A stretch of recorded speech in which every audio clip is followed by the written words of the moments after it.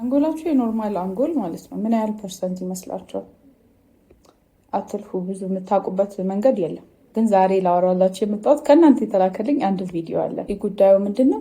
አንድ ፈረንሳይ ውስጥ የሚኖር የ44 ዓመት ሰውዬ አንድ እጄ ሰነፈ ብሎ ሆስፒታል ይሄዳል ማለት ነው።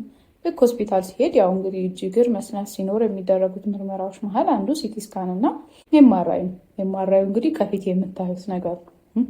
እንግዲህ እዩት። ይሄ ጥቁሩ ቦታ የምታዩት በሙሉ የአንጎል ውስጥ ውሃ ነው። ያንም ያክል የአንጎል ውስጥ ውሃ መኖር የለበትም። የምታዩት እንግዲህ የአንጎል ሳይዝ በጣም ትንሽ ነው። ኦልሞስት የዚህ ሰውዬ 90% የአንጎል ክፍሉ የለም ማለት ነው። ይሄ ችግር እንግዲህ ሃይድሮሴፋለስ ይባላል፣ ወይም የአንጎል ውስጥ ውሃ መቋጠር።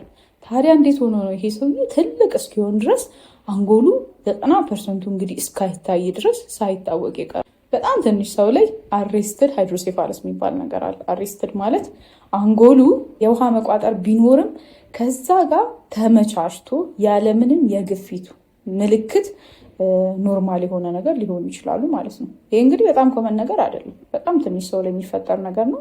እንዲህ አይነት ነገር ሳይ እኔም የራሴን የማሪያ ልነሳ እንዴ እላለሁ። የአንጎሌ ምን ያህል ፓርት እንደቀረ እና የምር በምን ያህል የተጠቀምኩ እንደሆነ ለማወቅ። ለማንኛውም አንዳንድ ሰዎች ላይ እንግዲህ የአንጎል ይሄን ያህል ፐርሰንት ራሱ ባይኖር ኖርማል ሆኖ የሚቆዩበት አጋጣሚ ይኖራል።